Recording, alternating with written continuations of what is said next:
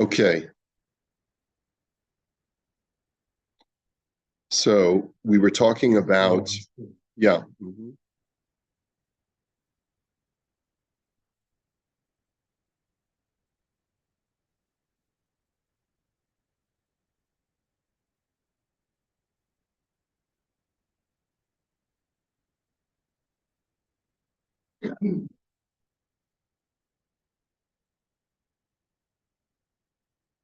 I guess the last paragraph we want to see about women's eligibility to be witnesses is as follows. He says, "V'nechleku haposkim im leisha yesh shem eda pesula o ein la bichlal shem shel eda." The question is, when we say that a woman's testimony is not accepted, does that mean that her testimony? Sure, that would be helpful. Thank you. So the question is, does her testimony constitute a disqualified testimony or not? The nafkamina, the ramification being, im hayu shnei edim kisherim. Thank you very much. The, the ramification is, if there were two kosher witnesses, v'hitzdarfa aleim isha le'edus, and a woman joined together with two kosher witnesses to testify about something that happened, do we say, now normally, if let's say you have three witnesses testify, two of them are 100% kosher, but one of them is disqualified for testimony. So we say that if even one of those three witnesses is not kosher, that's one of these biblical edicts, then one, even if one of the witnesses is not kosher, even though you have two other witnesses who are kosher, the entire testimony is thrown out of court. So the question is, what if two men and one woman testify? It says the im yeshem shel eda aleha ha'edus kula betela. If a woman were to testify together with two men, then her testimony is considered to be disqualified testimony, so then she would disqualify the other two witnesses. But if it's not considered to be that her testimony is a disqualifying testimony, so their two testimonies would still be kosher. Das hatumim hi isha ena begeder karov apostle ve'ena begeder edus klal ve'alkein ha'edus kshera b'shnei ha'edem hakshera. Rav Yonasan Eibeshitz is of the opinion in the Tumim that she's different from, let's say, a relative's testimony, or someone who, let's say, is a Machalel Shabbos, their testimony, or a non-Jew, right? In other words, her testimony is not testimony whatsoever, and therefore she doesn't disqualify the other two witnesses. And these other authorities write the same. Ulam kasaf haturei even to aid puzzle ein shame aid alav ve'eno b'toras edus aval isha shame aid aleha ela she'ein shame isha aleha v'torah amra ve'amdu shnei anashim. However, the Turei Even is of the opinion that all other disqualified witnesses are less witnesses than a woman. A woman actually really should be admissible testimony. However, the Torah precludes her for some reason, because it says the two men shall stand before the judges. And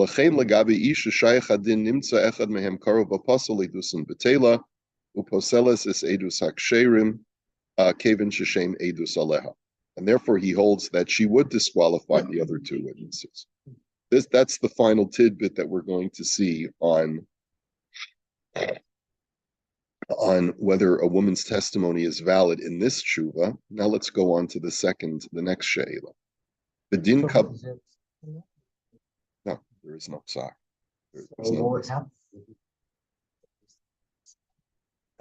Well, it could be that the claimant or the defendant who's being testified against, if he's smart enough, will be able to invoke the Turei Even and exempt himself will avoid incrimination because of this argument.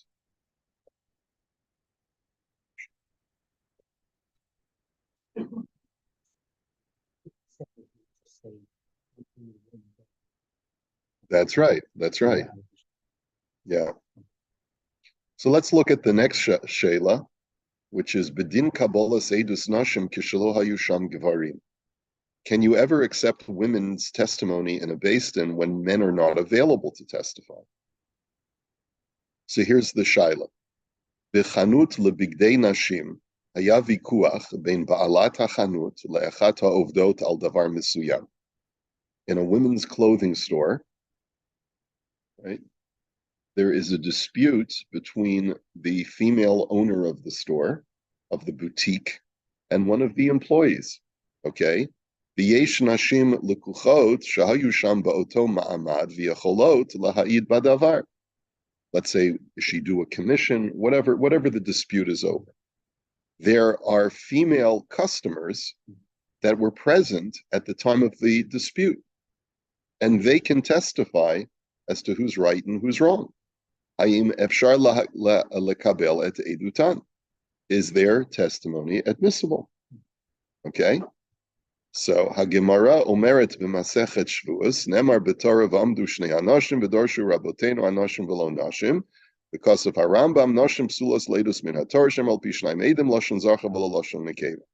So he first starts off the tshuva by citing what we had seen in the previous tshuva, that the Gemara says it's got to be men, based on the word anashim in the pasuk. And the Rambam says that the Torah uses the words in male conjugation using a different derivation.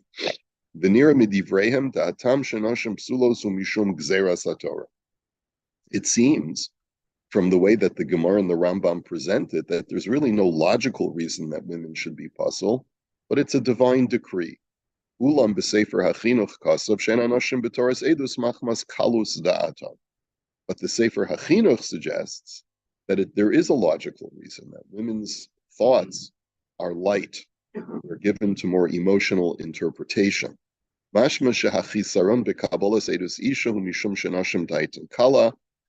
seems like there's a logical and very rational reason why women's testimony should not be accepted.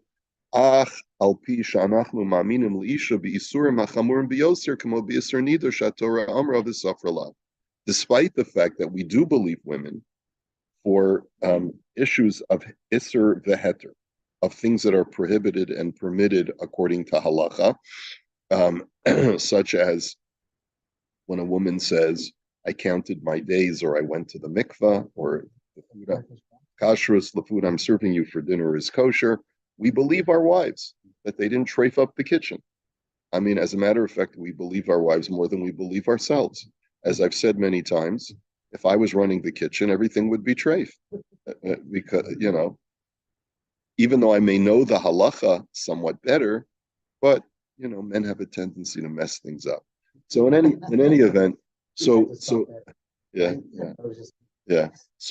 But the fact is, even though we believe women as far as matters of religious observance, but in matters of testimony, we don't believe them.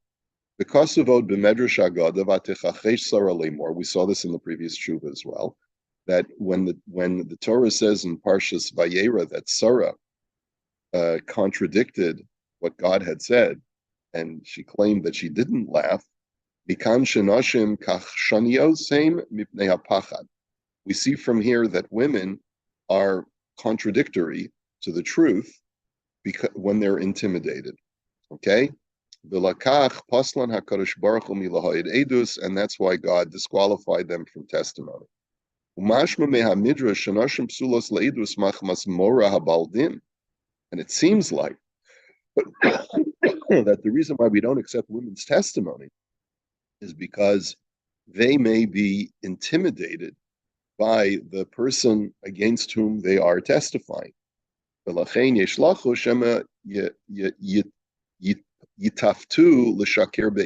therefore we're concerned that maybe they'll be convinced to lie. So let's say the boutique owner is in the wrong, but it's my favorite boutique.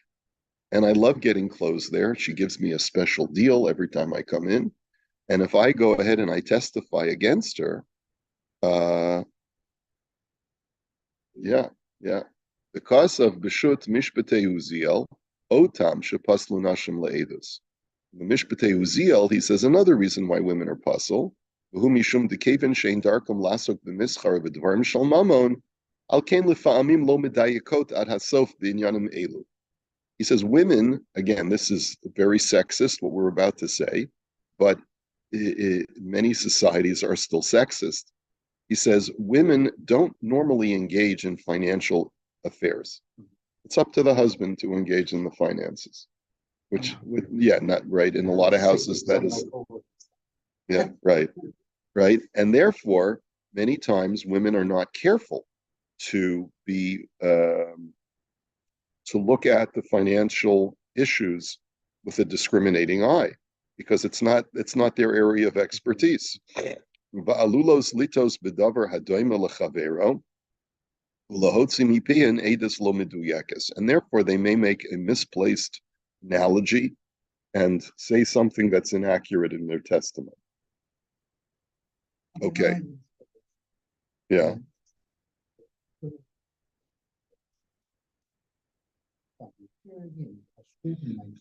If they're worried that their husband's going to yell at them. I did mention that the last time we were together, and that is that a man has to be very careful not to be ill-tempered with his wife, especially when it comes to religious matters, because there are stories of women who, just got so upset that they lied to their husbands and said they went to mikveh, when in reality they were still staining because they were fearful of the repercussions.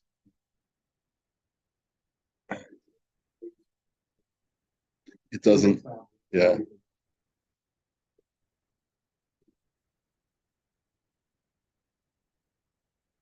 I would be inclined to agree. You have to say that this was written maybe 30, 40 years ago. Things have changed so rapidly. And we could probably get arrested for even learning this and saying it out loud. Yeah, that's right. Okay. Omnam matzinu bekama makomos shechachamim kiblu edus isha kamo shagmara omeres b'maseches kiddushin. However, we do admit female testimony in certain instances, as the Gemara says, Amar of Nachman, Shlosha ne'emanin al habechor, amiyaledes aviv. There are three people who are believed to say this child is the bechor. In a case where you have twins, let's say, you don't know which is the firstborn. The midwife, the father, and the mother are believed to say which one is the bechor.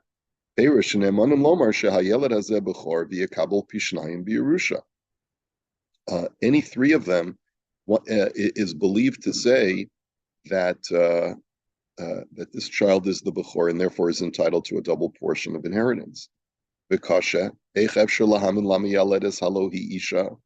the question is, how can you believe a midwife if she's a female? Because of Harambam, the hatam shemaminim lahainu mishum she'en latino kazeh shum chazaka acheres. And the Rambam says that the reason why we believe even a woman's testimony is because there's no what we call chazaka. And I've always had trouble, a lot of people have trouble translating the word chazaka, but it means an assumption of fact. Is really what the word chazaka means.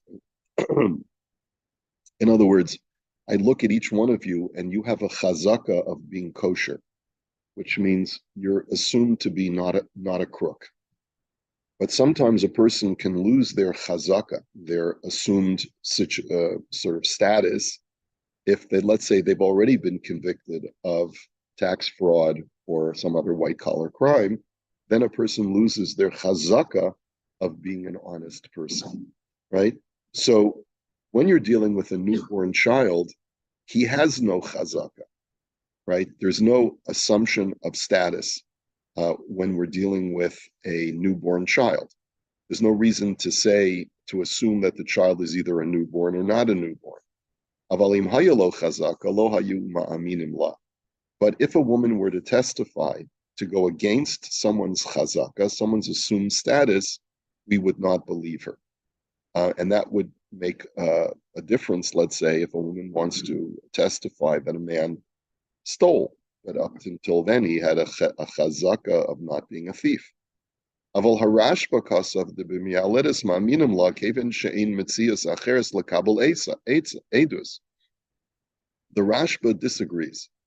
He says, we accept a midwife's testimony because there simply is no one else available who's going to be able to testify that this child is a firstborn. Kevin she'in mi'aled zachar v'rak noshim mi'aldos, because as a general rule, midwives are females. So who else are you going to be able to consult? And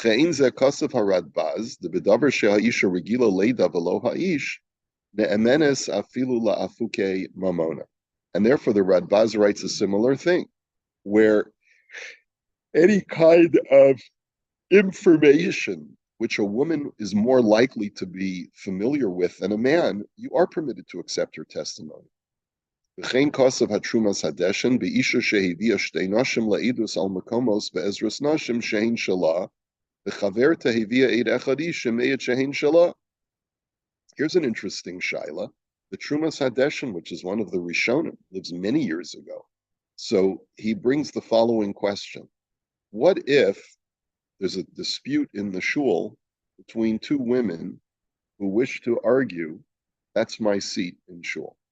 It's my makom kavua. That's the seat I always sit in shul. And it used to be that a makom kavua was a really big deal. And, you'd have to go to and let's say there's a dispute, who gets to sit in that seat? So one woman says, I have two witnesses that I've always been sitting in that seat in the Ezras Nashim.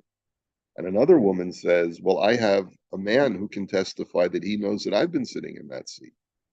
Binish al sham al mi somchim. And the question is, who do you trust? Who do you believe more? Al shtei hanashim or al ha'ed shehuzach? Do you believe the two women or do you believe the male? Upasak sham dekevin shaharishana muchzekes b'makomos v'chaverta balahotzi mimena. So the Trumas Hadeshen paskins as follows.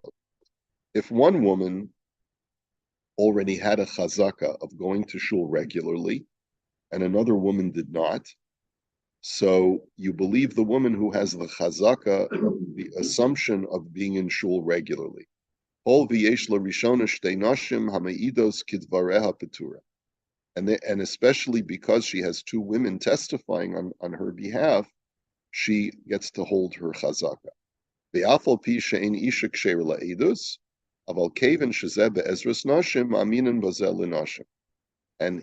Trumas Hadeshen adds that even though normally women's testimony is not admissible, but this happens in the Ezras Nashim, who knows better about who sits where in the Ezras Nashim than women? Okay? And so therefore you believe them. Chen kasav hashach, the lifa'amim ein tzarich edim ksherim ela afilu isha o katan o krovim ne'emanim b'davar shel kitatos v'hu davar she'ira pitom v'hayu sham nashim shene'emanas. And the Shach therefore writes explicitly that when a dispute breaks out all of a sudden, and there's no one to really bear testimony other than women who happen to be around, you are allowed to rely on their testimony in order to verify who's right and who's wrong. Okay?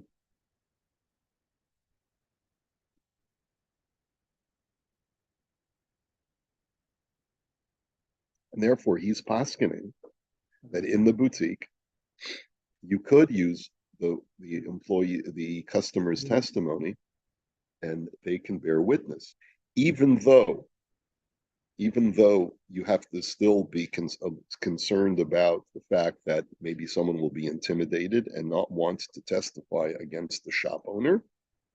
But nonetheless, when there's no other option, you are allowed to rely on female testimony.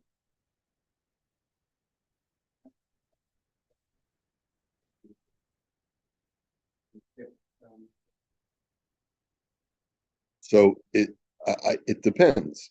There are situations where the Beis Din will allow a woman to testify based on the fact that she's probably most likely to know what's going on. This is very prevalent. Let's say a woman is signed as an executor of their parents' estate. It happens all the time, where the daughter is assigned as the executor, and the sons wish to contest the executor's uh, choices and decisions and way of, you know.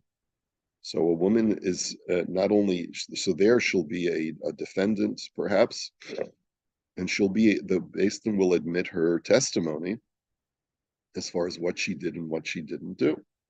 And there could be other sisters, you know, who will also testify.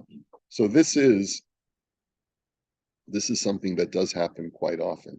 If no one else can properly know about it, then we will allow women to testify.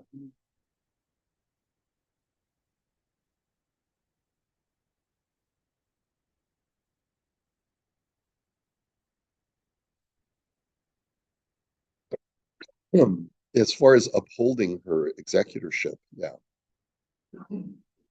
they would have to.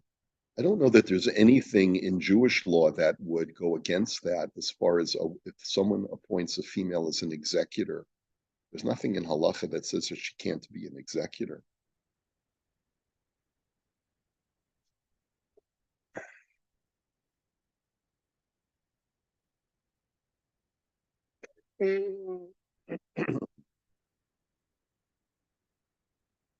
Okay.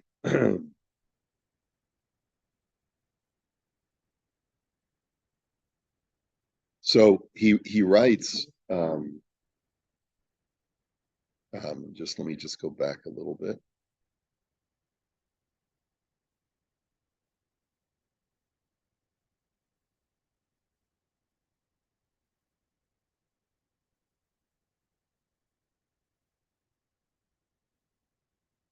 So he writes in the first part of this footnote that not everyone agrees with the Trumas Hadeshin, that you're allowed to accept female testimony even when they're the only ones who would know. So he says that the Sephardic poskim seem to be more unaccepting of women's testimony. So he says, despite that, Ubir lanu Rabbeinu Hagon Shlita de beemes de afal pi shemarin bebeit Yosef kasav shaloniru divrei hatrumas hadeshen, that even though the Beis Yosef, the author of the Shulchan Aruch, disagrees with the Trumas Hadeshen, mikol makom haga atzmecha shahita gineva v'chayotze bo b'makom shemitzuyim bo rak nashim. Right? He says, but let's say there was a theft in a place where there was only women present. Let's say, for example, a girls' seminary, and there are thefts occurring in the dormitory. The only people that are available to testify are females. He says, are we going to hide our faces and say that we're not going to try to help the aggrieved victim? You know, even though there are plenty of witnesses that just happen to be female. So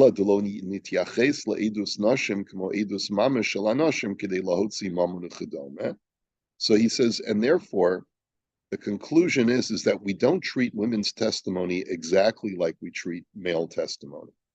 With male testimony, it is so ironclad that the Beis Din can paskin, you pay him so and so based on their testimony because we believe that you owe him that money. אבל על כל פנים נשתמש בעדותן כדי לגרום שהבעל דין השני יודע בדבר, או כדי לברר את הפרטים יותר. He says, but what we can do is we can use female testimony to apply pressure on the accused to finally confess and say, listen, there's a preponderance of testimony against you. All these young ladies saw that you went into this girl's room and stole her stuff. So you might as well just confess. And to put pressure on the perpetrator to confess. And therefore, it's not like we're directly utilizing women's testimony. Bahasrata al misha gazal uchedoma. Like we do today, if let's say there's video testimony or there's video evidence, let's say there's a closed CC camera, closed, what is it called? A closed circuit video camera, a security camera, okay, that is filming someone and it captures them on tape that they stole something from the store. So the afal pisha asr lodon al pizek he efshir shazifu et hasrato chedome. He says it's true that nowadays perhaps you could doctor a video, making it look like somebody stole when they didn't.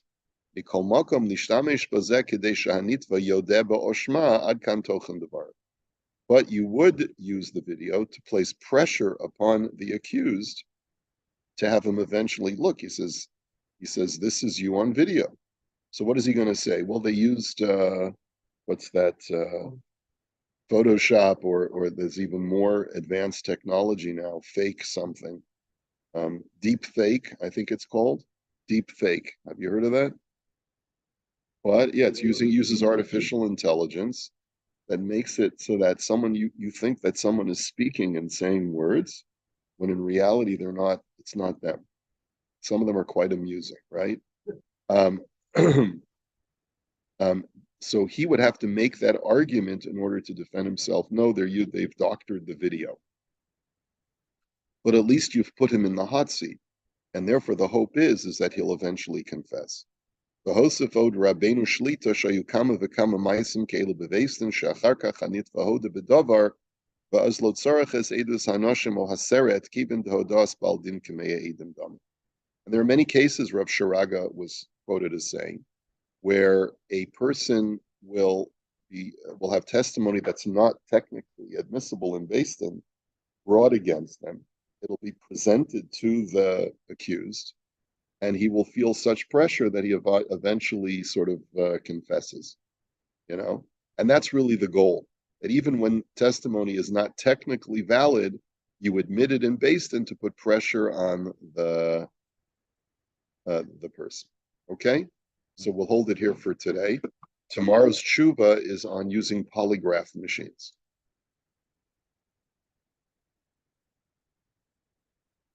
Okay.